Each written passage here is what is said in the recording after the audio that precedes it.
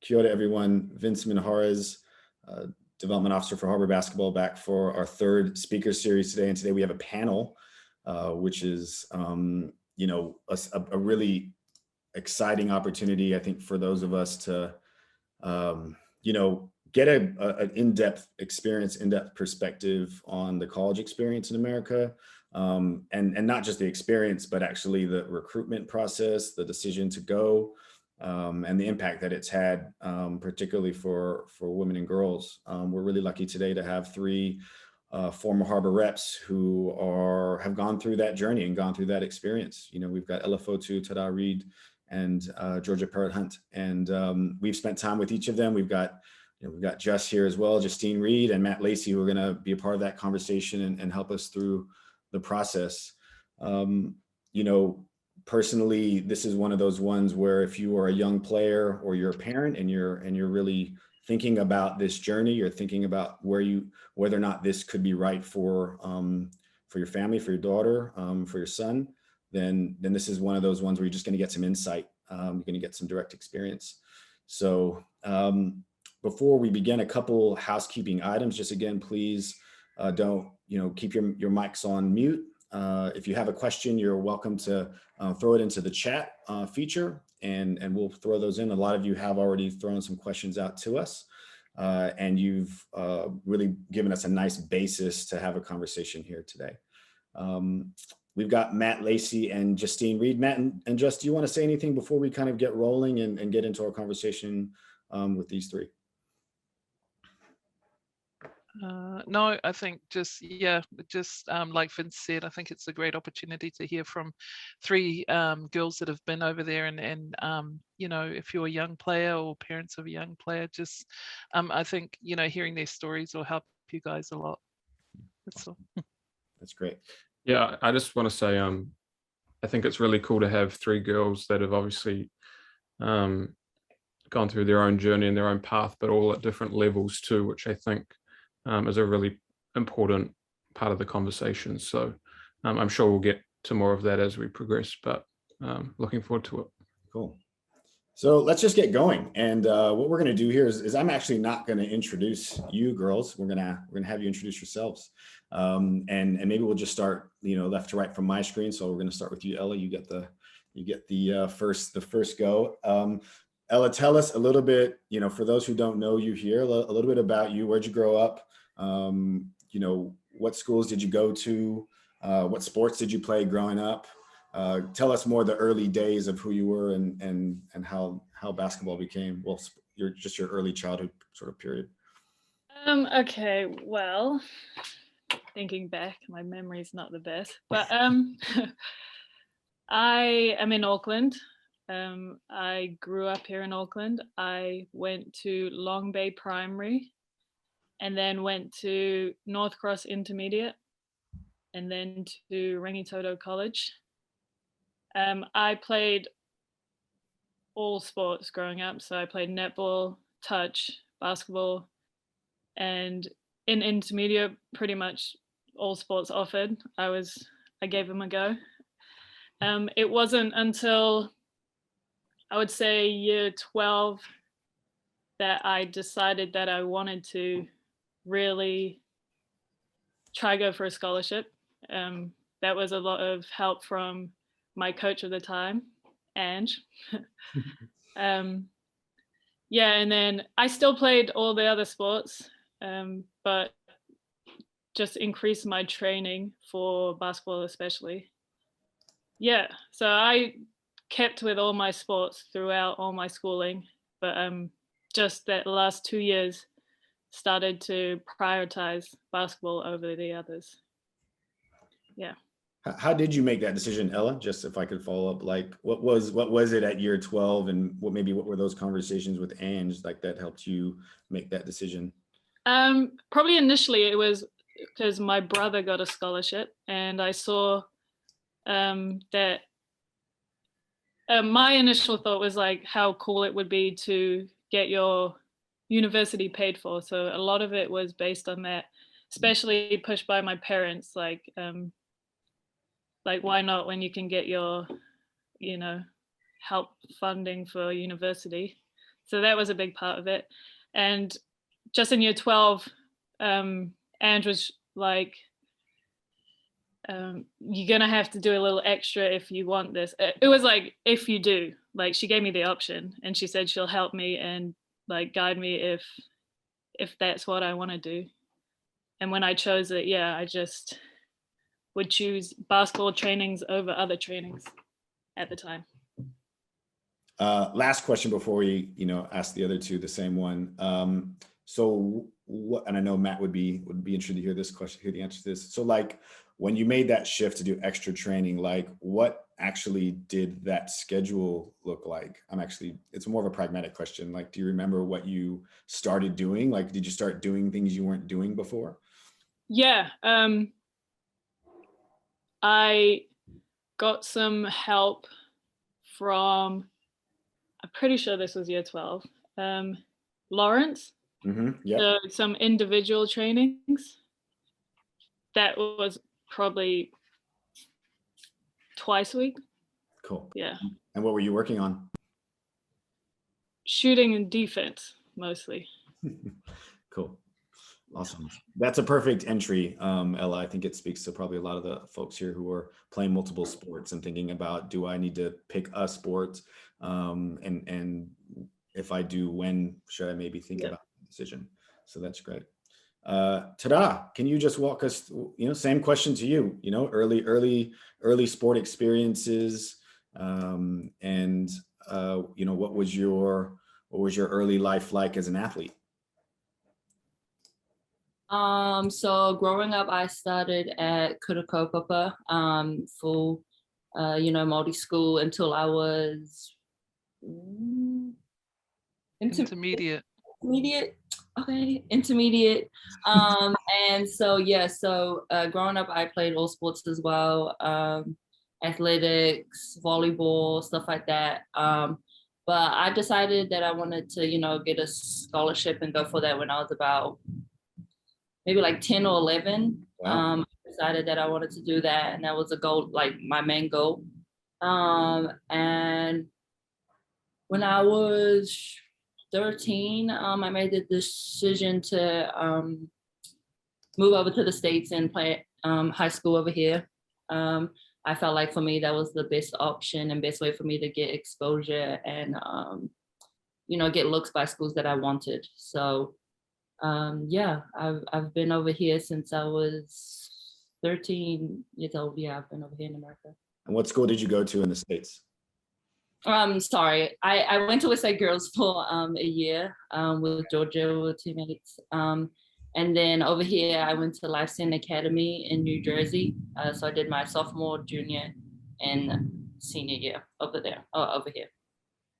How did you know at 10, like just honest, like how did you know at 10, 11 years old that basketball was like going to be something you wanted to pursue like long term? I think honestly, mom, knowing that that's something mom did and that was something, I could attain. Basketball was the sport that I enjoyed the most, had the most fun with. So like what Alice said, it's a free education, everything's paid for. So it's just like, why not? I don't mind, trying new experiences and, just seeing, what's out there kind of thing. Honestly, I was kind of bored being at home. I just wanted to, do something different. So. Yeah, that's awesome. Well, I mean, we're lucky here because, Justine Reed, who is here on the call and is your mom. Jess, do you want to throw any stuff in there? Like help us understand Tera's decision, particularly going over to the US, like how did like at a young age, before most people go over, like that must've been hard for you guys. What was the rationale there? What was happening? Yeah, I think for you, I think some of you guys that know Tera, she's always been quite independent and strong-willed. So I knew like we felt that she could handle it, I guess, kind of. I knew it was going to be tough, but I thought that she could handle it. But I think for me, she was 14, 14, and she was starting for the Breeze, the women's team. And I just felt like, if you're doing that and had won a national championship, that she needed more challenge. And so I think what also made it easier, she's an American citizen. So we were lucky in that respect, is that when she goes over there, she's not seen as like a foreign exchange student. So that kind of, getting visas and all of that stuff, we didn't have to worry about. She could just enroll in an American school as an American citizen. So I think that also made it easier. I'm not sure that we would have done it if she hadn't, because of all that kind of stuff. So yeah. That's really Yeah. I I think think just she grew up around basketball because I was playing and she was just around it all the time. So yeah. I can personally relate. My dad was my early coach and loved basketball. I was around basketball all the time. I knew from a young age I just wanted to do basketball. So I think those who are in that experience can certainly relate. I am really curious, Tera, if you could talk about what sort of the high school experience was like in the US in terms of being a student athlete. I assume that you went to a competitive high school. Maybe talk even about the differences between, New Zealand high school and being a student athlete in American high school.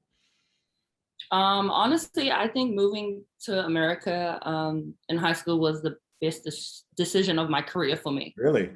It allowed me to get a firsthand of my competition. Just firsthand looking at, the type of girls I'm competing against for scholarships at certain schools, things like that. Just like the athleticism and just I don't know, I know it doesn't matter, but rankings and stuff like that, seeing actually firsthand top 10 girls, what they actually like, if I can handle them, if I could play with them and stuff like that. So definitely, I don't know how to explain it. It's high school is nothing like college. Still over here, it's still a big adjustment. But I would say just like the work ethic, starting even girls younger. I mean, there's a girl committed to my school right now. She's in the 8th grade. So it's she's only 13 or something like that. So it's just a completely different type of work ethic that they have over here to, getting scholarships. Yeah, that's great. That's awesome. Thank you. Georgia, same question to you. Can you kind of walk us through, early childhood experiences with sport and what schools you went to and when you kind of decided that basketball was your focal sport and when the US was something you decided you wanted to do? Yeah. Okay. So I started at Sunnybrae Primary, and then I moved up to Takapuna Intermediate, and then I went to Westlake Girls. I kind of tried every sport, kind of found that I loved basketball probably towards the start of intermediate, and then all throughout that. I kind of started thinking about college probably around Ella's, what Ella said, around year 12. And then from there, I kind of just started asking around for help. So Justine helped me. Alex Stokovich, he helped me too. Just with individual trainings, and sometimes my mom, and whoever doesn't know, my mom is Ange, who coached Ella, and so that was always fun during high school. Yep. But yeah, it's kind of really my journey so far. Did you so it wasn't hard for you to decide that basketball was going to be the one for you? Yeah, no, basketball was just part of life in our household. My little brother Cruz, he started probably when I started. So I mean, he's a lot younger than me, but we started together. My sister played basketball, but she didn't really pursue it. She's more of our brains of our family, and so she's out of the house. And I mean, I guess we're all out of the house now, so yeah. I think that was the biggest thing for our parents, kind of instilling us that drive to just get out of New Zealand. And I mean, for me, I watched my sister leave New Zealand. She currently lives in London now, and then even watching Tera leave and just go over and kind of just pursue that.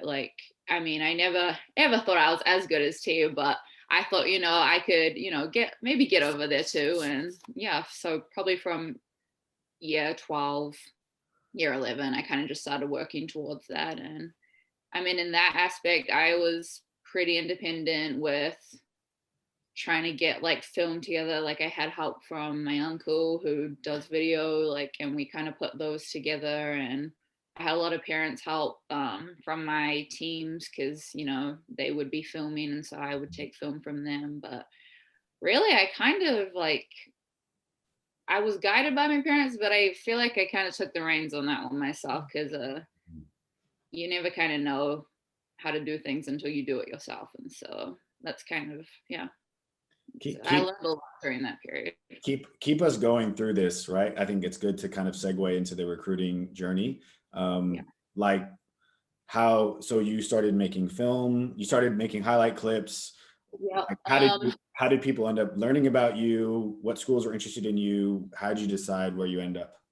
So I went through a recruiting website, which actually is now closed down, and that closed a couple of years ago, but that was called Customs College Recruiting. And CCR. Yeah. And I can't remember who, maybe Justine, you got me into that, or somebody, but I think it was a Harbour seminar that I did, and they were talking about it. So I said, okay. So I went through them, and from what I remember, it was, I think it was like about $1,000 to get signed up with everything. But the great thing about that was that they would just send your information out to everybody. So like everybody and anybody. Your job basically was to just fill in information about yourself, like school information, GPAs, all that stuff. And then on top of that, it would have really helped at like back then to have sat the SAT. So I only sat the SAT once, and I cannot remember my score, but I know it wasn't great. But then from there, you kind of just add everything in like a profile. And so, you know, your coaches who are going to look at you, they basically just see, you know, where you're from, like, and then they kind of, they'll rank you in their own way. And if they're interested in you, they'll reach out to you. So usually that was all done via email. And so I think I started that actually at the end of my high school career. So that period between, you know, December and, I mean, they start college in August. So between that, I was kind of just waiting for a call. And then, yeah, I had interest across the entire states, but I decided to choose the most remote state in America. So yeah, but. So just what were some of the schools, and what levels were they, like, just so people can connect to, like, and what school did you end up in? Where is it? So I got a lot of NAIAs, and they're not actually NCAA. Yeah. They're completely different. And then I also got a lot of junior college, and then a lot of D3s and D2s. Yeah. I was tossing up between a school in North Dakota and then another one in New Mexico. Now, the New Mexico one was, I think it was a D2, but for some reason they got a new head coach. And so that was like, that completely changes everything, because new coaches want new players and they go out recruiting themselves. So it was kind of just thrown into me, but I decided to choose a school in North Dakota, which, if anybody doesn't know, if you know where Minnesota is, you just kind of go to the left, and then it's like just in the middle of nowhere. So my thought process for that, I mean, I don't know. I hadn't visited. I just kind of went out on a whim, and I kind of chose it because it was a place where I know nobody had been before. And it was like a place where I could make a name for myself. So that was like the whole gist of it. I was excited at first about like the snow, but when you live it for like 2 or more years, you want to get out. We're going to come back to that, Georgia. But what was the name of the school that you started? It was North Dakota State College of Science, and that was a junior college, and they were in the NJCAA Division I section. So that's a good Division One. That's a Yeah. really good level junior college, which is a 2-year school, which you would have had to stay there and then transfer. Yeah. Yeah. Okay. Cool. Awesome. Tera, same kind of question to you. So walk us through recruiting. What was recruiting like? How did you get discovered? You know, what schools were interested in you? How did you decide where you wanted to go? So for me, I would say the main, since I was over here, the main way that I got seen was AAU. So I don't know, I guess, yeah, you compare to like club like Harbour and stuff to back home. So every summer, you know, for like 4 months straight, you're just traveling all over the country, going to tournaments, and the coaches are just there watching you firsthand. It was a crazy experience. It's nothing I've experienced before. You know, there's like tens of thousands of girls like all at this one tournament, so it's hard, you know, just, you know, it's stressful, like, oh, what kind of schools are going to see me, like the level that you want to get noticed, but you know, just the amount of girls that are trying to get to the same position as you. So that was really eye-opening. But for me, I had a couple, I talked to a couple like high major schools for a little while. I would say like the ones that I was talking to the most were like St. John's. I talked to Louisville for a little while, Florida. These are NCAA 4-year schools at the Division. Yeah, sorry, Division One. Division One So, level. Okay. yeah, sorry, these are Division One schools. Okay. Yep.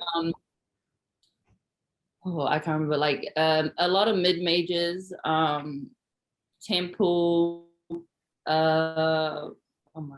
Sorry, Was that there's about a the lot. level that you wanted to go to? Did you want to go like? Did you want to go higher? And initially, I wanted to go high. Like I wanted to go high D1, but then I realized like me personally, I didn't want to go through the whole freshman thing where you had to wait your turn and work your way up, and I didn't want that. I wanted to play straight away.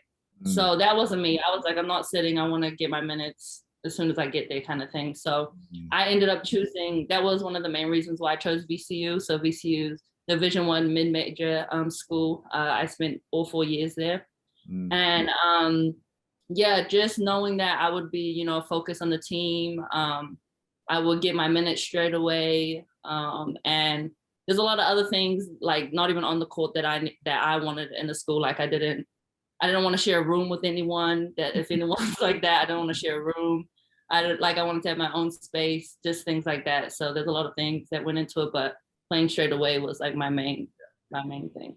Cool. So do you feel like you actually passed on higher schools where that opportunity wasn't there, and was that part of your decision making?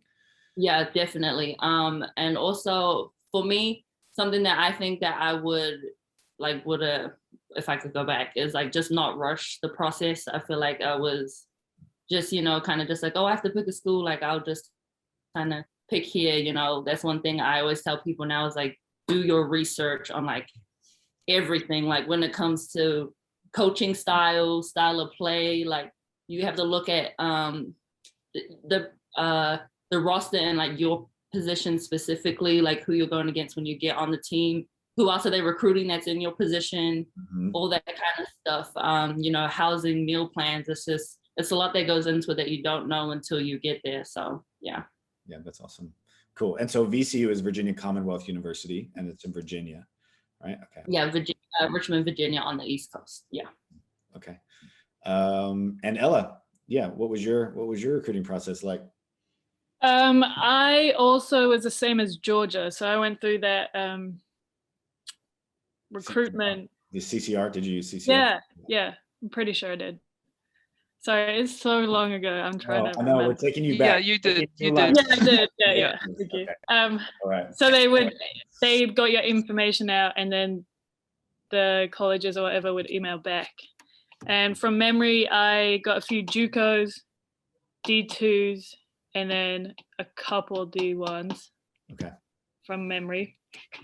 And I went with Boise State in Idaho, which is a D1. Yep. But totally agree with Tera about doing your research about everything, like everything. Yeah. There wasn't a lot of girls that went over like in my time. or just before me, or they did, and it wasn't really talked about. So like my decisions was quite off like hype of it all, and It was quite late facilities, too, right? Wasn't it quite late? Like your decision was later in the kind of yeah, it was yeah, I think closer I to the would. end of the spring semester for them, right? Yeah. Like, yeah. And I was considering, looking back, I'm like, oh, I should have just gone with it. But a D2, because I really liked the coach when she was talking to me about development and stuff. And then the D1 of Boise. And then I chose Boise. So you're saying that sort of you had a decision between a Division II school, which is technically a lower level school where you liked Yeah. the coach and you really connected, and the higher Division I school, which is a more competitive level, but maybe you didn't have the same connection, and ultimately you chose the higher school during that process. Yeah. I think a lot of mine was based, because I honestly didn't know anything about the competition over there, and that's why I totally agree with Tera about high school. Like her experience in high school would definitely be such an advantage about seeing what you're up against. But yeah, they offered me good, like all the scholarship plan was a great offer and stuff. I think having that age group experience on my like resume helped me to get a bit of interest in my profile. Yeah. Okay. And so you're just to kind of, I think it's important to ask this question before we move on to each of the three of you again. What was the financial aspect for you, particularly Georgia, like all of you, just financially? So like what did your kind of offer include, right? Just so people can understand what was included, like if you can remember back. Oh yeah, a full ride, which is a bit What does different. that mean? What did that mean? Like also like all costs covered for me. The only cost would be flights there and back when you wanted to go in between. Accommodation was covered, your food's covered, your books. Okay, right. I think there's a bit more Skyping now. Yeah. We didn't get as much back then. Yeah. But all that covered for me, my scholarship. What about you, Georgia? What was your financial arrangement at your first school? Do you remember? I'm gonna say it was like an 85 to 90% scholarship. So junior college, I mean, compared to a four-year college is a lot cheaper, but in saying that, it kind of went on it was just like one big account kind of thing. And so whatever my scholarship didn't cover, I just covered the rest. Right. So like my books and everything got put on that account, insurance, and at the end of it, like per semester, I was out of pocket. I was probably paying, / my parents were probably paying, right. 2 to 4K between every semester. That's pretty good. Or maybe year. I can't remember, but it was, I did have to pay a little bit. And before I signed up, before I said yes to that school, I had to check with my parents if that was okay, because they were bringing in the money, so that was all them. And Tera, I assume yours would have been similar to Ella's at VCU. Yeah, everything covered, textbooks and meals and stuff like that. So. Yeah. Okay. Cool. Jess, do you want to add anything in there about kind of recruiting? Jess or Matt, do you want to throw any other questions in there about recruiting before we kind of move into the college experience? You got anything, Matt? Oh, no, I think, yeah, not at the moment. Yeah, this is great. You guys are doing awesome. So I think I'd like to transition to the college experience itself now. So, walk us through now, like, okay, you got your offer, you signed, you're committed, you fly over. What happens next? Like, where did your journey go? Did you stay at that school? Did you change schools? Was it what you expected it to be? Georgia, you already started talking about the snow, and I'm like, yep, I can't do the snow either. I wouldn't have done it. No way. Tera's like on the East Coast. You probably got a ton of snow there. Like, you know, yeah, walk us through. So Ella, we'll start with you since you were just there. What does that mean? What was that like? All right. So I went over Boise State. It also got a bit cold there. My experience, I had a lot of, it was fun. Like, it was exciting to go over, and the experience is like amazing, like huge experience, huge learning. For me, especially a culture shock. Definitely in being in the Midwest. It's Canada's a Midwest, right? Kind of, yeah. I mean, it's More to the not west. really. No, not Yeah. really. What is that, Georgia? Is that like the Great Plains, or like what do we even call that whole area? I don't know. I don't know where Idaho Land of is. potatoes. That's what it's known for. Boise. Yeah, but so it was a bit of a culture shock. Then at the end of that year, I decided I had other internationals there, which was very helpful actually. Someone from Germany, Spain, and then Canada. But at the end of that year, I decided to transfer because I decided I wanted to play more. And the person in my position was there for another 2 years, and she was like coach's favorite. So I'm like, oh, it's a bit. So I wanted to play more, and I realized I didn't really, for me, it didn't really matter about like D1, D2. I just wanted to find somewhere I could play basketball. So I went to D2 in Hawaii, and I got it through a contact through my brother, which is funny because I always said I didn't want to go to Hawaii because that's where my brother's experience was. Yeah. But I think at the end of it, I just was like, I just want to get out. And I didn't realize so much people transfer. So like, I didn't realize it was common to transfer. So I just went with the first thing when I should have really looked around more. So then I went to Hawaii for 2 years. Yeah. And that was all paid for. However, it was given to you, like you got a stipend and then you would pay for your accommodation. So you lived off campus, so you got basically they gave you money into your account, which you used to pay your off, like for your own food. For your food and accommodation. Right. But it comes from the school, but it's not paid for like directly. It's indirectly paid by the school. Yeah, exactly. But you didn't go to the same school as your brother, right? You went to a different school. No. Hawaii. Different school. Hawaii DC, Hawaii Pacific. Yeah. Division II school. Yeah. Okay. That was cool as well. Hawaii is way more expensive than you think. And different when you're living there. But definitely different to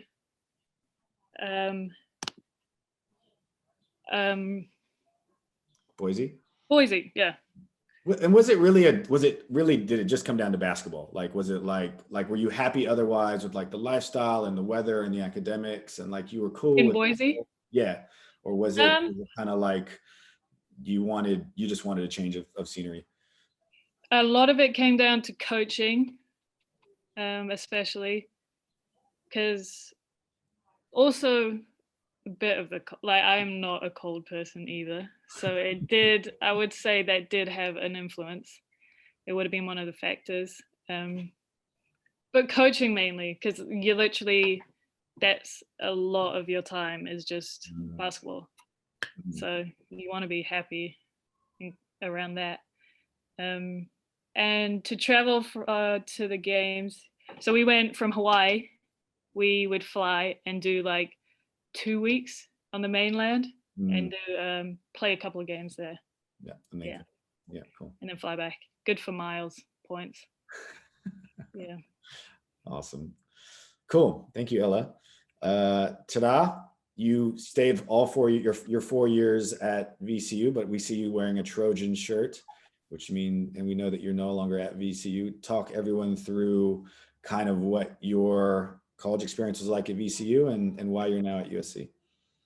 Yeah, I would, sorry, VCU. So yeah, I stayed at VCU all 4 years, and honestly, I wanted to transfer every single year. I'm just gonna put that there. I wanted to transfer every single year. I hated Richmond. It wasn't the school, it was just the Richmond. And that goes back to the research and not, rushing the whole recruiting process. Just like, it was like in the middle of like a downtown, like there was no like nature like back home, it was kind of just like dirty, and like it was hard to get to places. Like you had to have a car to get to like go to the grocery shop or something like that. It was just kind of difficult in that sense. So there's a lot of things that, in research I would recommend everyone doing. But yeah, I hated the cold. It was snowing every year. I hated it so much. And just, but also reasons why I wanted to transfer, it was, that stuff too. But also on the court performance, I wanted to experience that high D1 school. I wanted to see what that was like, what it was like playing against, top 20 schools, top 20 girls, just the whole experience overall. I mean, go into a top 20 school academically as well, just all those type of things. So I stayed at VCU mainly because of, minutes and playing time. I was comfortable, honestly, I was comfortable there. I knew the system, I knew the conference. So it was kind of just, and I always had the goal every year, 3 years in a row, we went to the championship game for the conference and we lost, but we won just this previous year. So that was a goal of mine. I was like, I have to get it before I move on, kind of thing. So I did that. So I entered the transfer portal in May, I think, or May or maybe earlier. I don't remember. Jess, do you Go have ahead. March after the season. Yeah. Okay, so March, right after the season. It was right after I went to the NCAA tournament. I went into the portal, and that experience was completely different recruiting wise than in high school. After having experience in college, it's like exactly what you want in a coach, in a program, in a school. So my mindset was very different to high school. And yeah, I actually reached out to USC. I had a couple schools, quite a few schools calling me, and I reached out to schools that I wanted to go to as well. And USC was like kind of a no-brainer. West Coast, something different, sunny.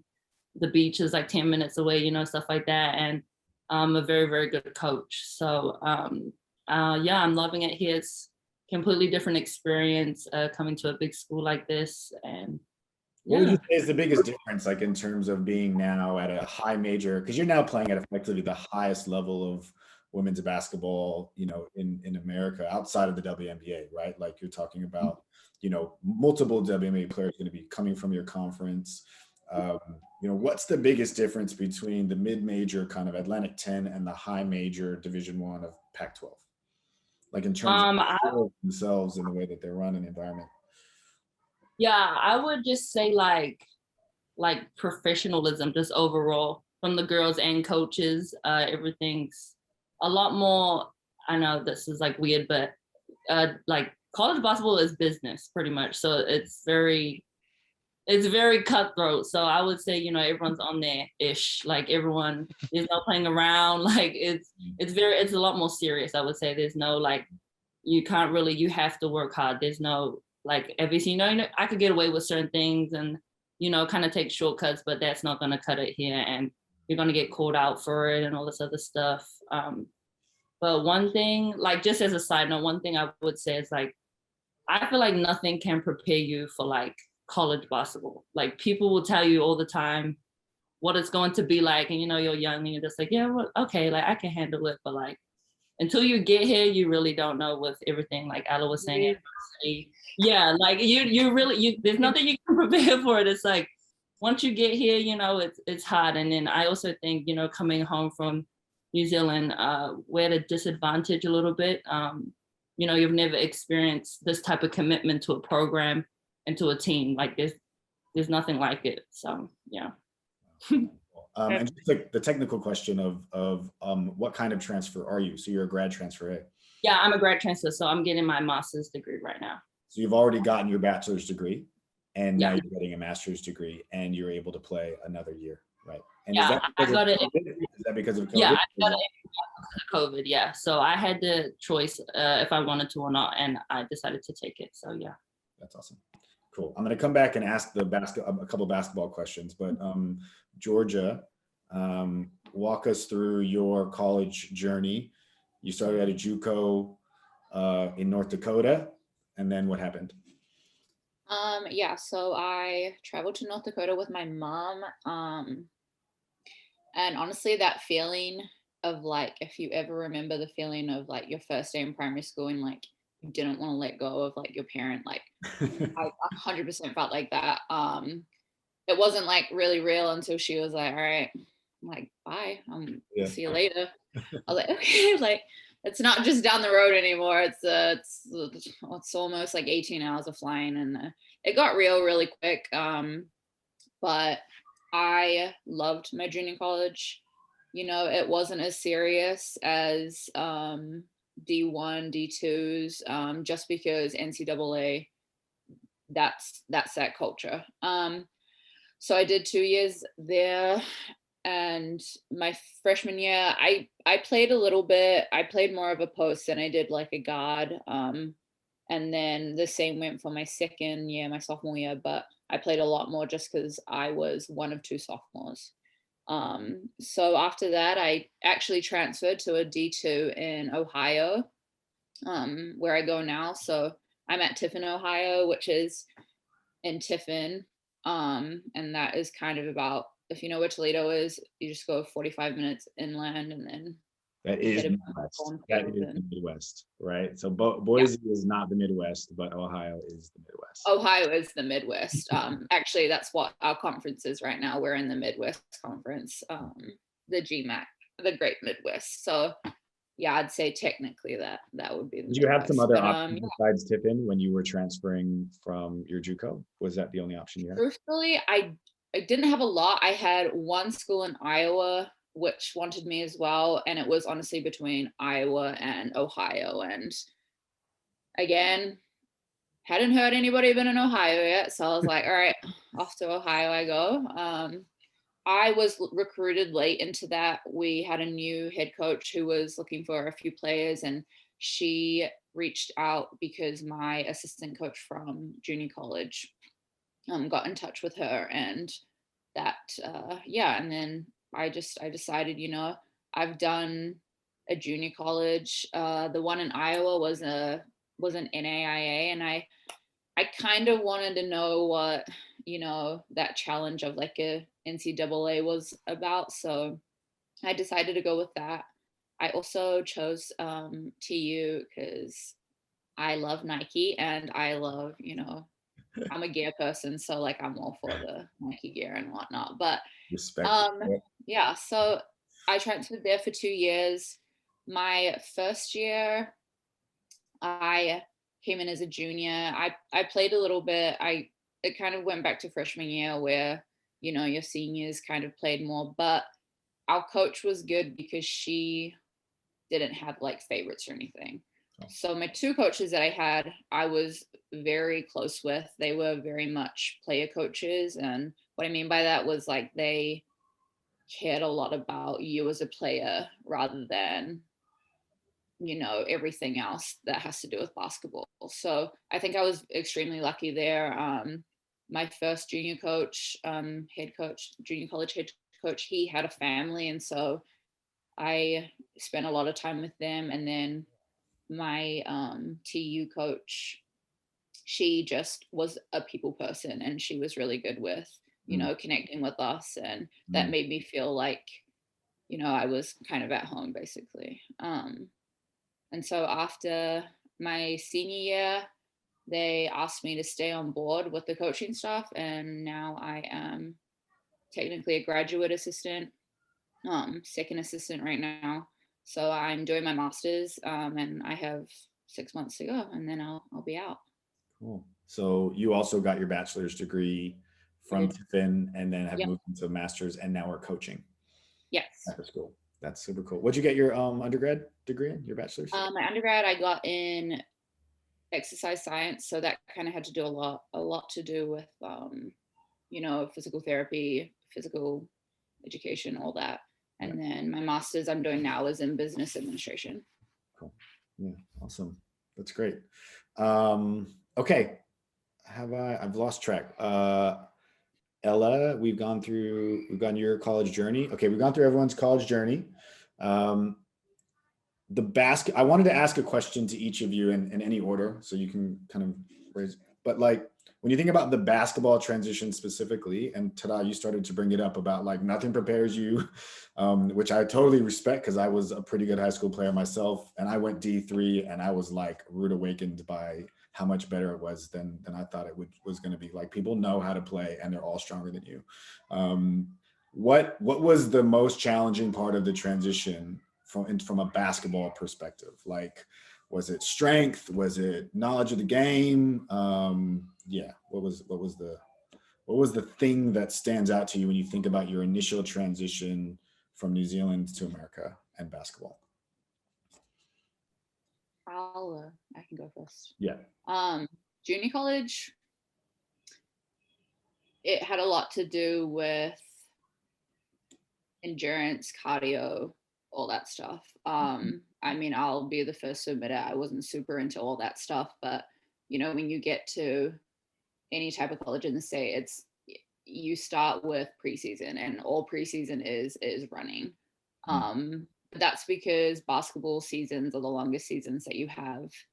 And so, like, that aspect of it is a huge part. And I think it's big in New Zealand, but it's not as big. In terms of like IQ, I think we actually have a big advantage down in New Zealand. I mean, my experience, when you have so many people like Justine, like my mom, Alex, Matt, everyone, like even you, Vince, like you talk to a lot of people and they teach you a lot about the game. So you kind of have that advantage in a way, just depending on if you want to pursue basketball, in a further aspect. So fitness would be probably the biggest thing that stood out for you in terms of the transition. Okay. Yeah. Yep. Cool. Tera, Ella, what was the hardest part from a basketball perspective about your transition? And by the way, Ella, maybe I'll ask you because I forgot to ask you what you studied. So, and we've got a question in there about the study. I studied biology. Yeah. And I went my junior year to environmental science. Cool. Okay. And what was the hardest thing about your basketball transition? Like, well, totally agree about the fitness. I've never been so tired during the 6 weeks of conditioning.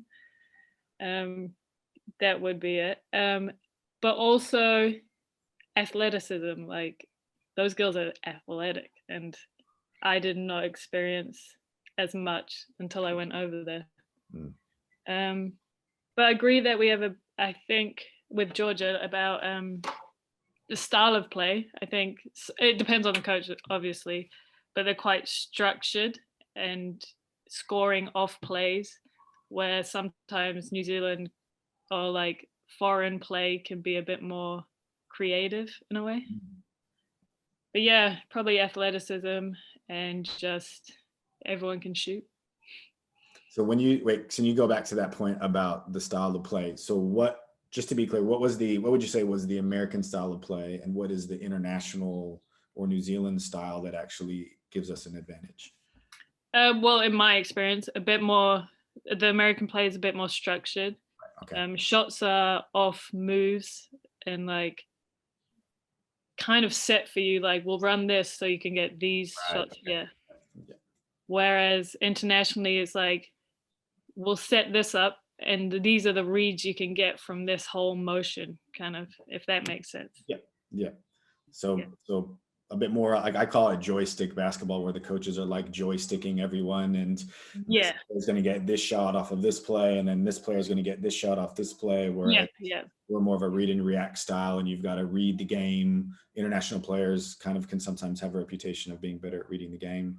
That'd be interesting to hear from you on that, Tera, because you've got the international, but you spent a lot of time playing in the US. You've, represented New Zealand, but you obviously, like have a little bit of everything molded in. What was your basketball transition like, and what was the hardest part? I would have to agree with Ellen, just say athleticism, taller girls, definitely fitness, all of those things that they mentioned. Mm-hmm. I think, yeah, totally agree as well with Ella about, back home it's very fundamental. Over here, they're all about skill work, all that, ball handling, shooting technique. I feel like they focus on that a lot. And and also just the transition from like VCU mid-major to here now at USC, just like, I have 4 teammates who are like 6'3" and up. So it's like, even just little things like I have to change my, my angles on my layups now because I was taller than everyone else in my old conference. So now it's like, way more harder. So it's just things like that. So yeah. What about the lifestyle transition? Like, like when you get to, I spent quite a bit of time in a Division I environment, particularly, but also played Division III, coached junior college. Like, in America, it's much more, I'm on one team, but I got a lot of things to do with that one team. I got weights. I'm going to have, skill work. I'm going to have lifting, I might have some off court things to do, like particularly probably at your level, Tera, like community service things that the team does or media things. Like, was there a challenge in terms of the volume of work that you were now expected to do as part of your team? From like compared to VCU or like back? Well, maybe just talk us through, maybe not even just like what the transition is like, just walk us through a typical day and like the workload. Just what are the things that you have to do at that level? Like, what is life like? It's a lot. But Georgia and Ella, I know they both went through the same things. It's like, yeah. The best way I could explain it honestly is that they just own you. They own your time and like everything. So like it's different. It's true, they do. I'm not gonna lie. Like that's what it is. So everything I would just kind of go through like kind of an overview. So like summertime is like what May to end of July. Yeah. So it's like a lot of that time is just weights and conditioning with the strength coach, like running miles and miles every day, going upstairs, doing weights, heavy weights. That's when you're trying to gain all your muscle. Right now we're in like preseason. So we just started official practice, the transition from that. So in the summer, a lot in the weight room, we'll maybe doing like 45-minute workouts basketball. So now transitioning into full practice. We have 2.5 to 3 hour practices. So we have that. And then obviously going into season in November, but typical day for me is like, I'll get up around 9, go have breakfast, go have my academic meeting around 10, 10:30-ish. I'm getting up shots with one of my development coaches, one of the coaches for like 20-30 minutes. Then I'll like rest, eat right before. Then we have film at 1 o'clock, 1 to like 1:30 is film as a team. Then we'll go 1:30 to 2:30 is weights. Then like 2:45 we're in practice for 2.5 hours, whatever. So then we'll get out around 4:30-ish. And then a lot of my schedule is like very chill because I'm a grad student, so it's not as full on as like some of my teammates. But we'll get out of practice at 4:30. They have class 6 to 9 p.m. So a lot of them have classes before 8 to 11 in the morning, then practice in more classes. So it's pretty jam-packed every day. No weekends, we practice on the weekends. Our days off are Wednesdays. So it's like, yeah, every day it's just same thing over and over, routine. Yep. I see a lot of head nodding from Georgia and Ella. What's your thoughts on typical days of a college student athlete? For D2, I'd probably just say, because I've been here for like 4 years now, but a typical day is, we're up early just because we would rather our girls go lift weights like six in the morning. That way we have our afternoon for practices. And then during the day from about 8 to 2 is our class block. So I would say one thing about, whether if you're trying to choose between D1 and D2, like it's true. I've heard a lot of like from T that you don't have a life, like a social life. I mean, you never really do when you're in basketball, but when you're in D1, it's just full go all the time. The best thing about D2 is actually you get a lot of time off. So summer, we're required to give you summers off, but we do give you voluntary like workouts so that you can work on whatever you need to in that off season, come back ready for preseason. Do our girls do that? No, because summer is yours and that's the time that you do your internships, get a job, spend time with family. Like I would come home that time. And then like same with T, we do 6 weeks of preseason and then we get into season officially starting October 15th. And then we go all the way through till, if we make it to March Madness, we make it to March Madness.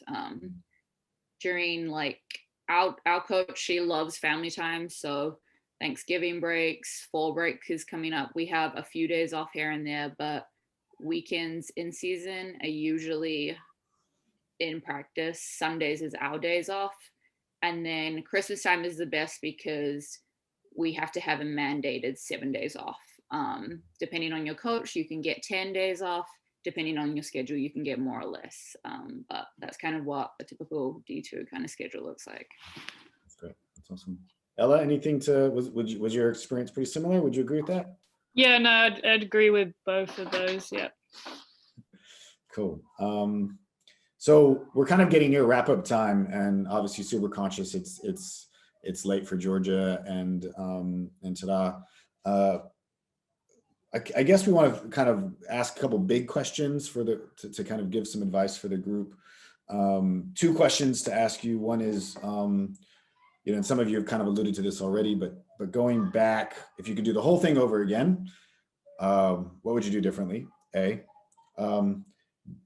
Actually, there's 3 questions. Sorry, and I'll walk you through them. I do want to know what, particularly for you, Ella, and because we've heard that George is coaching now. Tera's obviously still playing, but Ella, what have you done since college basketball ended?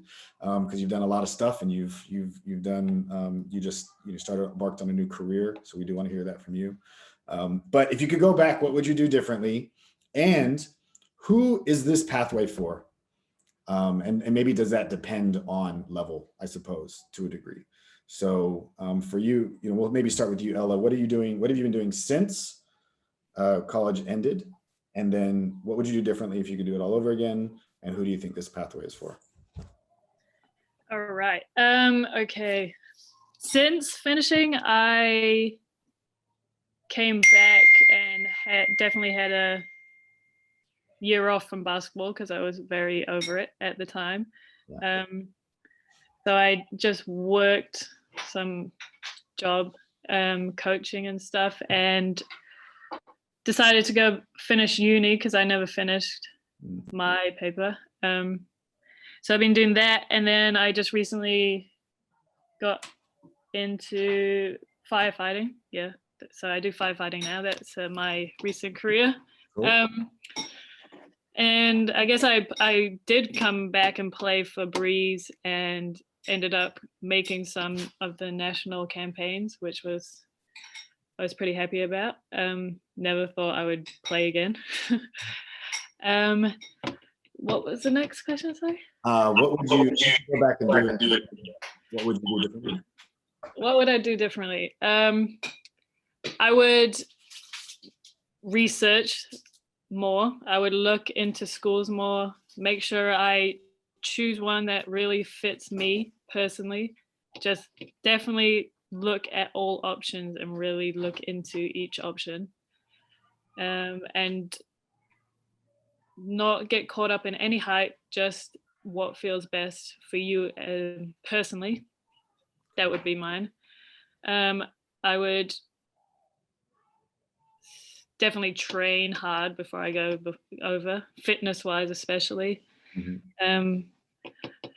If I would talk to people that have had experience, then I would know that it is a business over there, because it's hard, because there is a different type of feel to it all. It is intense. Yes. Yeah. Yeah. That's good. So who do you think the path of the American, like when you think about Kiwis, Yeah.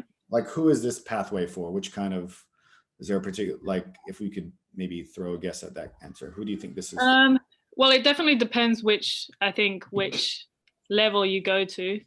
But you definitely have to have a love of basketball, because you will be doing it every day. Yeah. If you are very homebody, it might be a little harder, but I encourage experience, obviously. So yeah, That's perfect.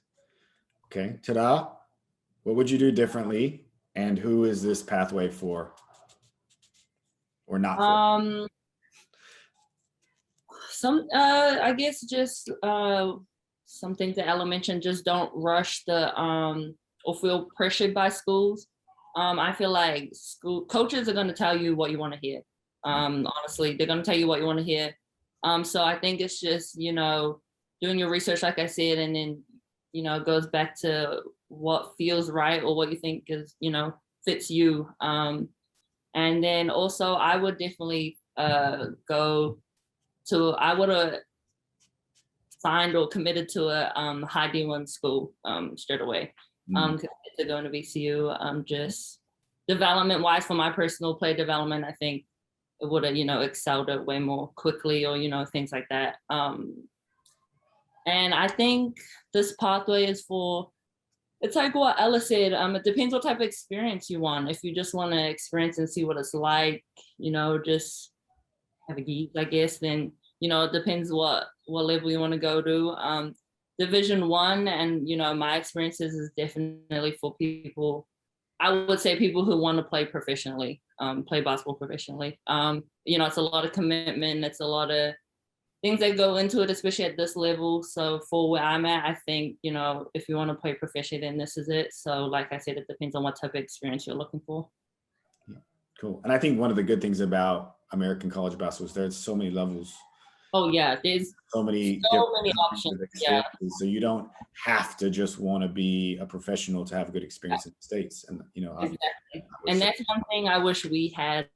Like Ella said, there wasn't that many people over here, so it's like that, talking to someone who knew, or people who knew the differences and how many levels and stuff like that, and what you're looking for, just regular things, like even knowing where, like the states, like I had no idea when they were naming states and stuff. I was like, I don't know where that is. I don't know what the time is like. So just even little things like that, I wish I knew before, cool. That I knew before committing and stuff. So cool. That's great. And Georgia, what would you say? What would you have done differently if you could do the process over? Would you, or maybe would you not do anything differently? And who do you think the pathway is best for? I wouldn't change my experience. Cool. I loved junior college because I think it was a good building path for me to understand, like, if I wanted to continue playing basketball, and if so, like, where I thought I'd fit in best. And then I would have loved to have stayed at a 4-year school, especially TU, just because I love being in this environment. But if I could change one personal thing, I'd probably watch what I ate, because American food will get you. And I mean, it is what it is. It's how it's, I mean, I come home and I love New Zealand food, but it's different up here, especially. I mean, I know a lot of you have been asking about like the food plans and stuff, but for a typical student, you just have an ID card, and mostly I think all of your guys' colleges too, LRNT, like it's like an all you can eat. And when they say that, it means like you can eat everything that you want. So yeah, but other than that, I would not have changed my experience, because it wouldn't have led me to where I am now. And I feel like I'm in a really good position to kind of grow and see what I actually want to do after this. But I would suggest for those who are looking, you know, it's what T and Elle said. It just depends on how committed you are to basketball. Some of you may get over there and just think, you know, this level is not good for me. You know, like I want to be at home, like I want to stay back home. But like some advice for you guys would be just try it. The worst thing you can do is, I mean, you know, it's not the worst thing because New Zealand's amazing, but you can always just come back home. But that experience that you get from traveling out of the country and like being in a different culture, like a completely different culture, no matter where you are in the States, yeah, you kind of make it your own. And so, yeah, I don't know. You can learn a lot. Yeah, I definitely agree. Yeah. Go ahead, Ella. Yeah. Add on to that. Just about it is where you make it, and it will get tough, but it gets better. Like you just gotta ride it out, the tougher parts. Yeah, there will be times it is hard, but I feel like it is worth the experience, and you get a lot out of it. Yeah, cool. Tera, do you want to add any kind of advice to the group about, you know, people who are thinking about this, and just kind of words of wisdom? Yeah, I would agree with Ella, I mean, and G, both of them. Like, it is where you make it. Definitely, like me, I still get homesick now, like in the holidays and stuff like that, like Christmas time, and then seeing everyone posting at home. It's summer and it's like snowing over here. It's like, okay, cool. Yep. But then like for us, like we only get Christmas off in the season, and it's only like we'll get like 3 days max. You know, like no New Year, stuff like that. So it's hard during, you know, like the holiday season and stuff like that. But I would just, agree. Like, just, it's all about experiences. Like, I've known Ella and G since I don't even know, like 10 maybe. I don't know. Ages. Yeah, like ages. And it's like, it's just like, you know, it's cool for all of us, you know, have experienced so many different things, but we all, you know, made the decision to come over here and play basketball, and all of us, and we have a lot of other friends too that, you know, have so many different experiences, and, you know, to share what we went through and similar things and stuff like that. So yeah, it's really cool. Yeah, awesome. So look, I really want to stick to like not letting this one go longer than it should. So I know we could probably hear you. Are you okay? I might. I'm gonna ask one. You're okay? Okay. All right. I'll ask a couple more questions. If you're cool, because we have a few more here listed here. So we've asked questions. What about life outside of basketball? I guess like it depends on level to a degree, but like what the question here is, do you have time to yourself to do other things besides basketball? And maybe, like yes, no, what does that look like? What is your social life like as a student athlete? I'll go. Okay. Okay, well, I'm different. I don't really like going out too much, so it's different for me. But I would say like you kind of got to in where you can. There's not a lot of time because you got to think about, like Georgia said, like say like my team doesn't do early morning practices, but say you have like a Friday, whatever, Saturday morning at 6 a.m. So it's just like, well, I can't go out, I can't do this, you know what I'm saying? So it's a lot of time management, but I feel like if you really want to do it, you could squeeze it in, but there's definitely gonna be some consequences or something like that. But for me, there's not a lot of downtime. Like, and when we do have a day off, it's like, I just want to rest my body. I don't want to be doing too much. But you know, just little things like maybe going out to eat with like my roommate, or, you know, connecting with someone that's not on the team or in the, you know, in the team environment, just to get a break and stuff like that. I think those type of things matter, you know, go for a bike ride. That's my social life. That's what I enjoy doing. So just, you know, kind of mental freedom and stuff like that. That's great. Yep. You got to fend off when you can. You got a little, you might have a night here, you got to be up early, but you know, we'll make do. Yep, that's tough. Georgia? Social life. Life.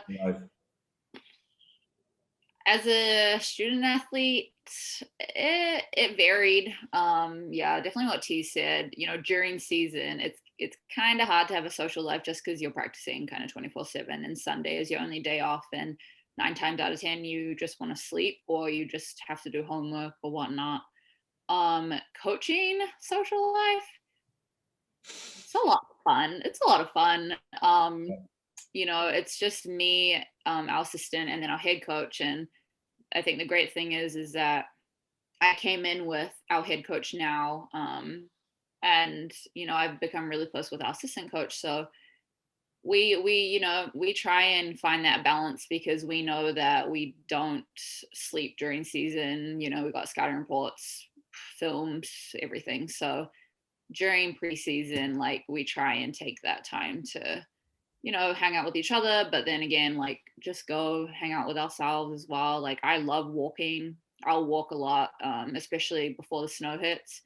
Sometimes I walk in the snow, but that's when everything is like shoveled to the side. But yeah, it just depends. You know, it's not as controlling as D1, but at the same time, like you are still doing a whole lot, especially during season.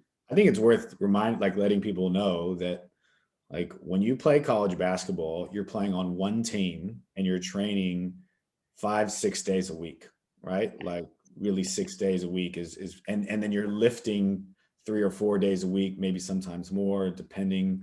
And you're doing, you know, skill development. You might want to get shots up yourself. You might be getting shots up in a group or with a coach. You don't have as many sports to play. You have one sport, but there's a lot of things associated with that sport that you're doing. And I think that might be one of the biggest like things to realize about the difference, right? It's like you go all in on one sport and it's intense. Yeah. Like our social life would be, I mean, my school is 75% athletes. So our social life is going to support our other teams, like, and that's about it. Like that's cool, right? There's a culture around going and attending the sporting events of the other teams in your school. I bet. Have you been to any USC football games yet, Tera? Like, have you been to the? It's not my vibe. It's just I don't even know where the ball's at. It's a lot going on. Okay, and 100,000 people in a stadium, right? So it's a little bit. Yeah, exactly. Everyone just screaming. Yeah, it's just a lot going on. Yeah. Ella, anything in there about social life when you were a student athlete? Like what was your They pretty much covered most of it, to be honest. Okay. One more question. How would someone know if they're good enough? So we've got a question here. How do I know if my daughter is good enough? Ask like your coaches, ask those who have been, you know, to college. You know, if you think you're good at D1, you know, ask Tera, ask Justine, like ask the ones that have played there. And then on top of that, send them film or ask them to watch you online. I know it's not the same as being like there in person, but yeah, I would just ask because you never know until you ask. Yeah, that's good. Definitely ask, get feedback. What was the question? How would someone know if they're good enough? I honestly, I don't know. I feel like there's so like the amount of like opportunities and level over here. I feel like, I don't know. I feel like whatever level you're at when you make the decision, I mean, you would have somewhere to play. But like it's just depending on if you want to go higher or like, you know, how much you want to improve in certain things. I don't know. I feel like you can always get to where you want to go kind of thing. And then what Georgia said, asking, I know like it's hard, I don't know, for certain levels or whatever when you're sending out stuff and it's like, I don't know, trying to get in contact or noticed by certain schools that you're trying to get to. I know that's hard. So I think, you know, trying to get as much support and help and getting the word out there. And, you know, it's all about networking, honestly, especially at the higher level. It's all about who you know and stuff like that. So, yeah. Yep. It's pretty good. It's pretty good. Ella, anything to add there? How do you know if you're good enough? No, I think they covered most of it. All right. Yeah. There is just one question here, and Georgia, this might be a good one for you since you're coaching now. What's the impact of COVID on opportunities for athletes? Okay, so D2 route, it all comes down to finances.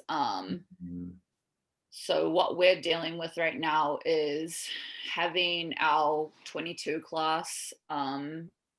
It's hard because the ones we have to think about our players that we have now who will either take their COVID year or who will not. And depending on that is depending how much money we're able to give. So with D2, you know, we don't have a big budget. And I'll be honest with you, it's just how it is. But how we kind of structure that is all based on, you know, the class that we're bringing in and who is leaving us. And that's probably the biggest impact for COVID at the moment.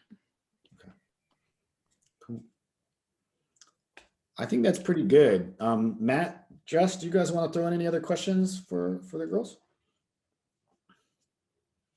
Any comments or feedback or learnings? No, I think it's been awesome. Got a lot out of it. And yeah, I think the research one, I think, is definitely my big takeaway. I think everyone kind of touched on that in a different way. So yeah, awesome. Thank you, guys. Jess? Yeah, no, thanks, guys. It's really good to hear your guys' stories, and hopefully the people on the call got something. I think one thing I wanted to say just around, you know, for any girls and boys that want to do it, I think, you know, you do have to make a conscious decision to go after it, and then do all you can to, you know, to do what you need. And there's heaps of people around that can help you with that. So yeah, that's all I wanted to say. That's great. I would personally add, there are people who are willing to help you. So this is it's a big pathway.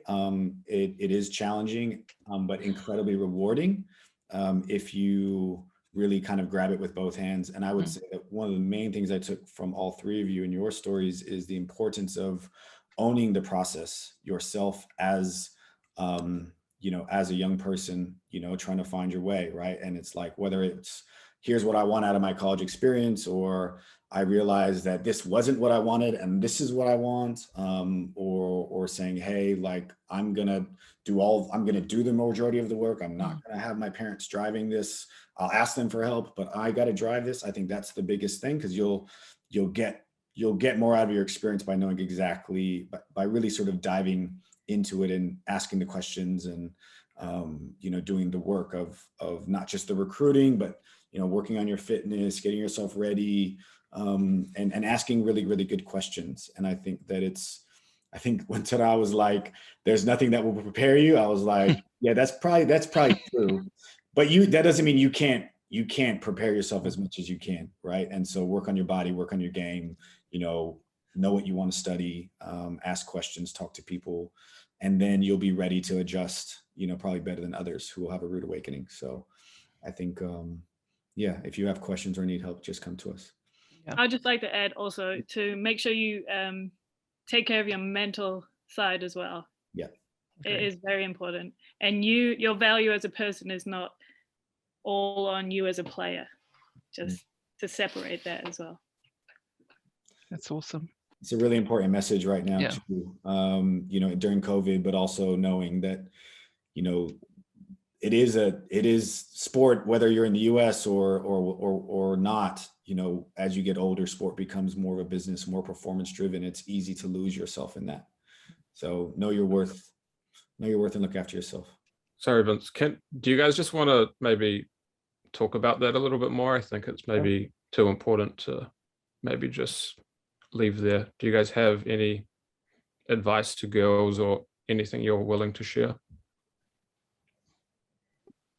It's very it's a challenge mentally. You know, mental health is, you know, it's been around for a very long time, but it hasn't been spoken about until recently. And I think a lot of, some of the girls I know that kind of left the States was because of their mental health. And if anything, in my experience, like when I kind of suffered a little bit with mental health problems, I just would pick up the phone and call my parents. I know it's not the same, but it's just having an outlet to talk to somebody who, isn't, right next to you or in that same environment, but just, I would seriously just talk to somebody about it. And yeah, it challenges your mental toughness, but it also helps you grow a lot too. So yeah.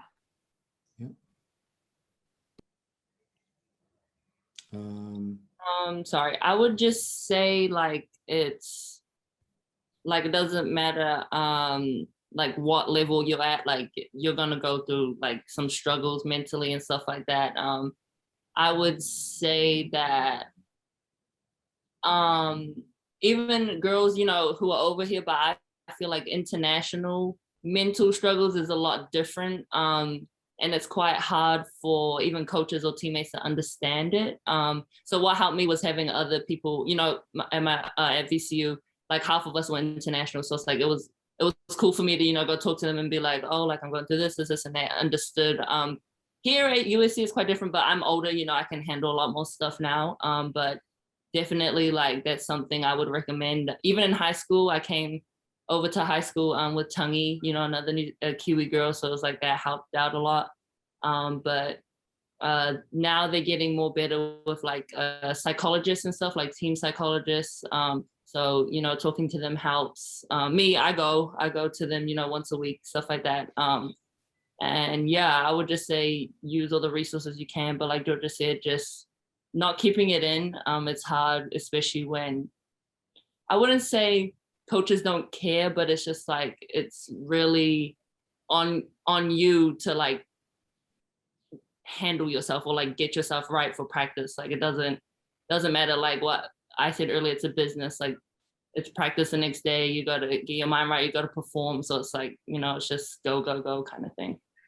Do any of you three have any like little personal habits that you do? I mean, I think the comments about going to the psychologist is really powerful. But what about just on a daily basis, like little things you do to kind of look after yourself to make sure that like, even just general self-care, like self-care habits? I listen to podcasts while I walk. I just think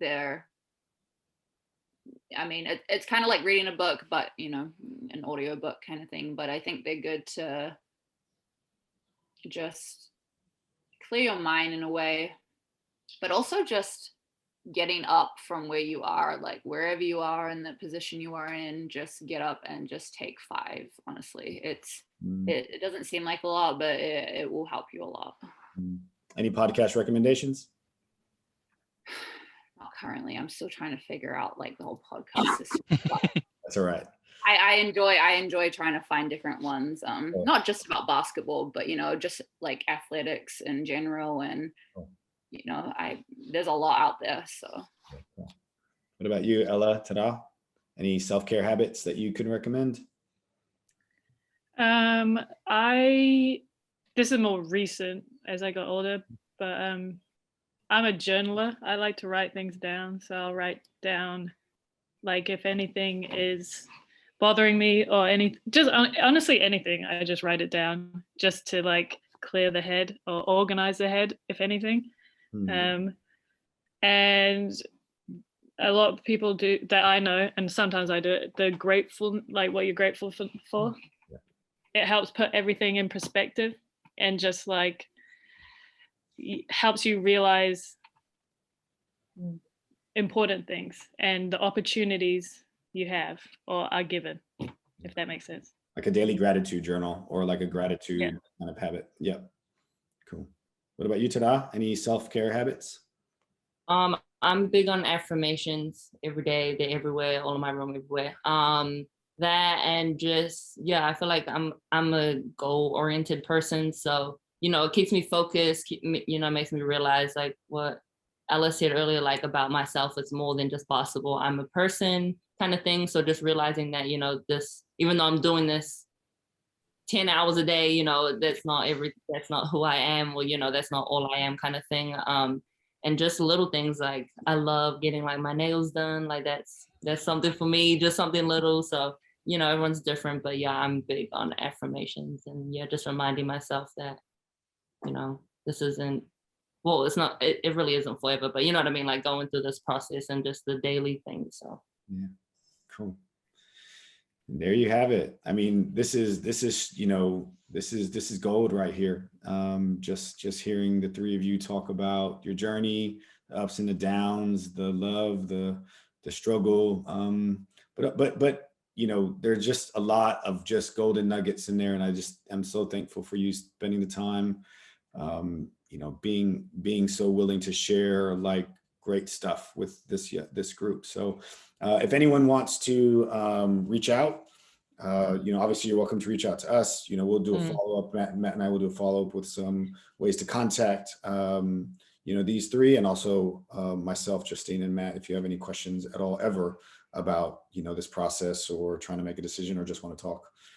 So please don't hesitate. But I think we'll stop there unless anyone else has anything more to add. Cool. All right, everyone, 6:30. Have a good night. Thanks for joining, and have a good night.